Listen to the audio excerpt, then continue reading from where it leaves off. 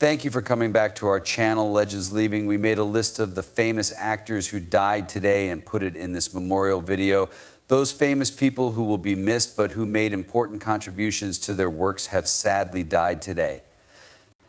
I'm sorry for the family and all the fans lost. Take a break. Thank you for watching our movie. If you want to show your love, please give it a thumbs up and subscribe to our channel.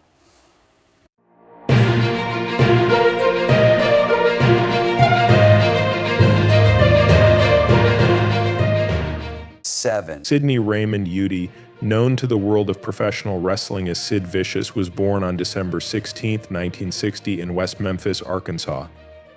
From a young age, Sid showed a keen interest in sports, especially basketball, which he excelled at due to his towering height and athleticism.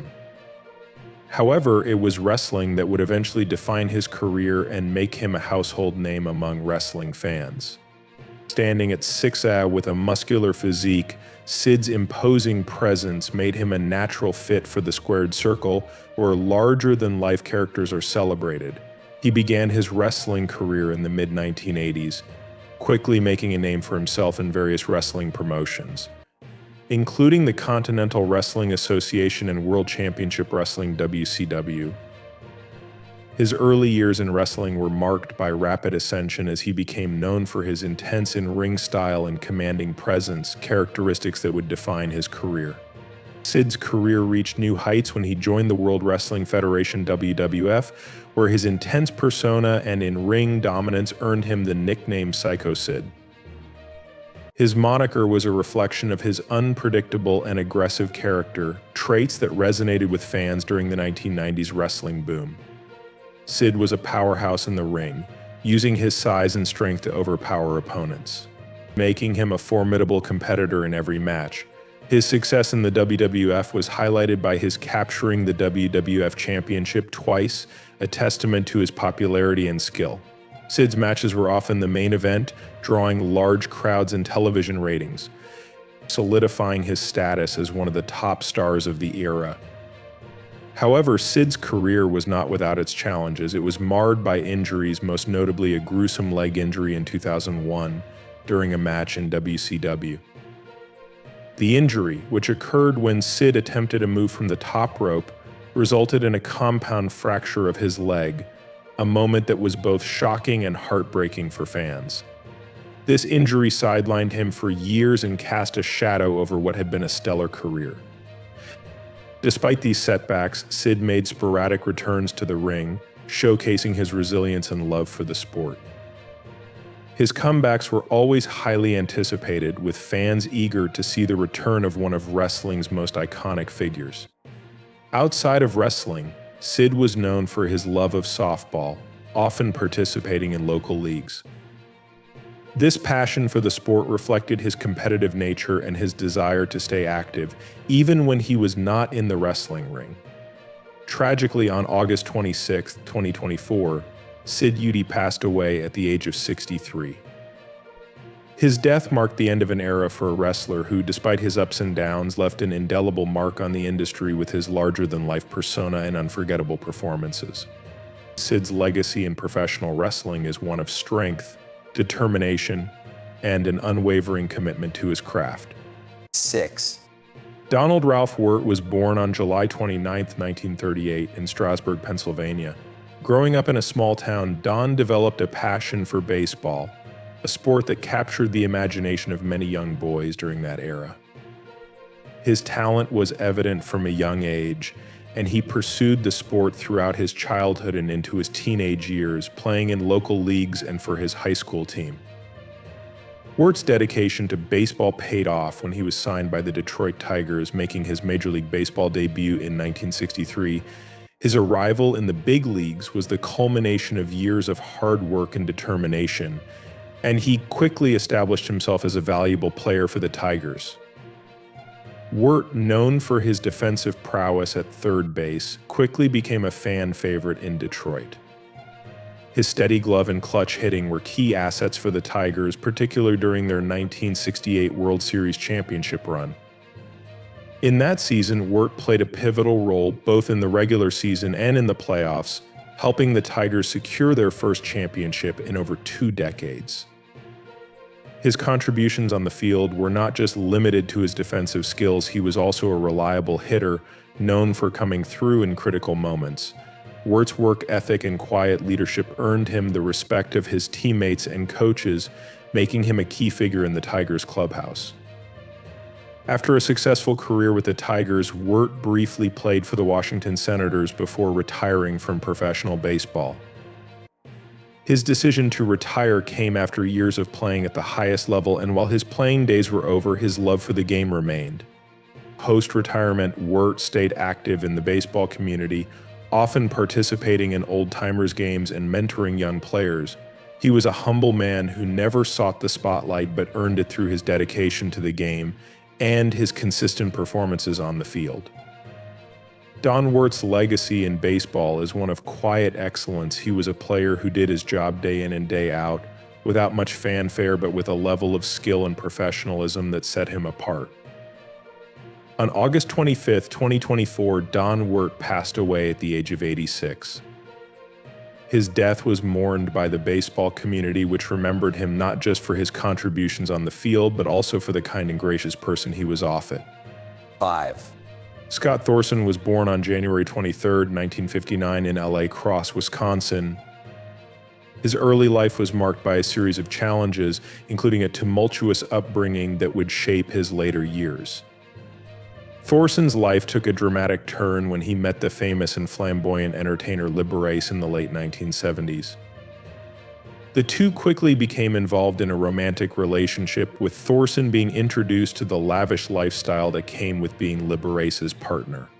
Thorson, who had struggled with his identity and self-worth throughout his life, found himself thrust into a world of opulence and excess, a stark contrast to his earlier years. Their relationship, however, was fraught with complications. Liberace, known for his extravagant lifestyle and public persona, insisted that Thorson undergo plastic surgery to resemble him, a move that would later become one of the most talked about aspects of their relationship. The pressure of maintaining this relationship, coupled with the demands of living in Liberace's shadow, took a toll on Thorson. Their relationship eventually ended in a highly publicized legal battle, with Thorson suing Liberace for palimony, a case that was settled out of court. The breakup and subsequent legal battles marked the beginning of a downward spiral for Thorson, who struggled with addiction and legal issues in the years that followed. In 1988, Thorson published a memoir, Behind the Candelabra, detailing his life with Liberace. The book provided an inside look at their relationship and the complexities of living in the public eye while dealing with personal demons. The memoir was later adapted into a successful HBO film, which brought Thorson back into the public eye. The film, which starred Michael Douglas as Liberace and Matt Damon as Thorson, was widely acclaimed, and Thorson's story once again became a topic of conversation. Despite moments of sobriety and attempts to turn his life around, Thorson's later years were marked by continued struggles with the law and health problems. He lived a life that was often on the edge, with moments of fame and infamy that defined his existence. On August 16, 2024, Scott Thorson passed away at the age of 65. His death marked the end of a life that, while often troubled, was undeniably fascinating and intertwined with the glittering world of celebrity. Thorson's life story is one of love, loss, and the pursuit of identity in a world that often demanded conformity. His relationship with Liberace and the subsequent fallout was a microcosm of the larger struggles he faced throughout his life. Despite the challenges he encountered, Thorson's story remains a compelling narrative of the complexities of love and fame and the price one pays for living in the limelight. His death brought to a close a chapter in the history of pop culture, but his story, like Liberace's music, continues to resonate with those who seek to understand the human condition. 4. Mariah Carey, the iconic pop diva, was born into a family that would experience its share of triumphs and tragedies. Her mother, Patricia Hickey, was born on February 15, 1937 in Springfield, Illinois. Patricia came from a family with a strong musical background, and it was her love for music that would have a profound impact on Mariah's life. A former opera singer and vocal coach, Patricia's passion for music was something she passed on to her children, particularly Mariah, who would go on to become one of the most successful recording artists of all time. Patricia's marriage to Alfred Roy Carey, Mariah's father, ended in divorce when Mariah was just 3 years old, but Patricia remained a strong presence in her daughter's life, supporting her rise to superstardom. Mariah's older sister, Allison Carey, was born on May 25, 1962, in Huntington, New York. Unlike Mariah, Allison's life was marked by struggles, including battles with addiction and health issues, which often led to a strained relationship with her famous sister. Despite these challenges, Mariah and Allison shared a deep familial bond, although it was frequently tested by the pressures of fame and personal hardships. Allison's life was a stark contrast to Mariah's. While Mariah enjoyed worldwide fame and success, Allison faced numerous personal challenges that kept her out of the public eye. Their relationship, while complicated, was one that reflected the complexities of family dynamics, particularly in the context of fame and the pressures it brings. On August 24, 2024, tragedy struck the Carey family when both Patricia and Allison passed away on the same day.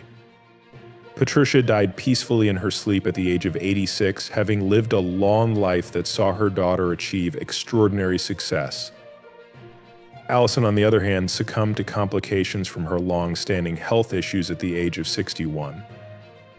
The simultaneous loss of her mother and sister was a devastating blow to Mariah, who, despite her fame and success, faced the harsh reminder that even in the glitzy world of celebrity, no one is immune to the pain of losing loved ones. Mariah's grief was compounded by the fact that her relationship with both her mother and sister had been fraught with challenges, making their passing even more poignant. Patricia's death marked the end of a life that had been dedicated to music and to the support of her daughter's career. 3. Rob Pitz, an automotive enthusiast and YouTuber known for his passion for classic cars, was born on August 27, 1979, in Greenville, South Carolina. From a young age, Rob was fascinated by cars, especially those from the golden era of American automotive history. His love for these vehicles was more than just a hobby, it was a lifelong passion that would eventually define his career and make him a well-known figure in the automotive community. Rob's interest in cars was nurtured by his father, who was also an automotive enthusiast. Together, they would spend hours working on cars, learning the ins and outs of various models, and developing a deep appreciation for the craftsmanship and history behind each vehicle. This early exposure to the world of cars led Rob to pursue a career in the automotive industry, where he worked as a car dealer, specializing in classic and vintage automobiles. His knowledge of cars, combined with his charismatic personality, made him a popular figure among car enthusiasts. Rob had a knack for storytelling, often sharing the history and unique features of the cars he dealt with, which endeared him to clients and fellow car lovers alike. His deep understanding of automotive history and his ability to connect with people made him a sought-after expert in the field. In 2017, Rob launched a YouTube channel, Rabbit's Used Cars, where he shared his experiences, stories, and insights into the world of classic cars. His channel quickly gained a substantial following, with viewers drawn to Rob's authentic, down-to-earth approach and his vast knowledge of automotive history. Rob's videos were not just about cars, they were about the stories behind them, the people who owned them, and the culture that surrounded them. He had a unique ability to bring history to life, making each car more than just a machine, but a piece of living history. His content resonated with a broad audience, from seasoned car enthusiasts to those just beginning to explore the world of classic cars. Rob's ability to connect with his audience and his genuine love for what he did made him a beloved figure in the automotive world. He was known not just for his knowledge, but for his kindness and willingness to help others. Whether it was giving advice on car restoration or sharing tips on how to spot a good deal, Rob was always ready to lend a hand. His YouTube channel became a community where people could come together to share their love for cars, and Rob was at the heart of that community, fostering a sense of camaraderie and shared passion. Tragically, Rob Pitz passed away on August 25, 2024, at the age of 45.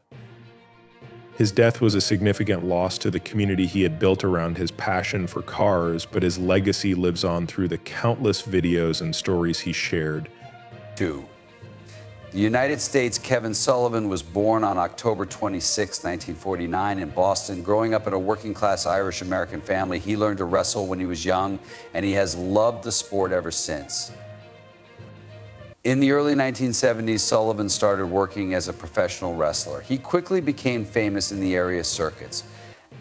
In his early years, he worked in a number of promotions where he improved his skills and became known as a tough, no-nonsense rival. By the late 1970s, Sullivan was a well-known figure in championship wrestling from Florida CWF. It was there that he adopted a darker character that would become his trademark. Taking the name The Taskmaster, he became known for playing a bad guy who was often involved in stories that were controversial or pushed the limits of what was possible. But Sullivan's character was based on dark, occult stories, which made him stand out from other fighters of the time and drew people in. He was a dangerous opponent in the ring and a creative force behind the scenes because he could make stories that people wanted to read. He achieved a new level in his career when he joined World Championship Wrestling WCW in the 1980s and 1990s. As both a wrestler and a booker, he became very important there and helped shape the creative direction of the company. He may be best remembered for his role as the Taskmaster in the Dungeon of Doom storyline. As the Taskmaster, he led a group of bad guys in a long-running feud with Hulk Hogan. Even though some people didn't like it, this storyline was one of the most memorable of the time and showed how well Sullivan could combine performance in the ring with clever storytelling. Sullivan was known for his tough matches and desire to break the rules of professional wrestling throughout his career. People admired him outside of the ring because he knew a lot about the business and could help younger wrestlers improve. Sullivan stayed involved in wrestling after he stopped competing by working as a booker and sometimes showing in independent promotions. Kevin Sullivan died on August 9th, 2024, when he was 74 years old.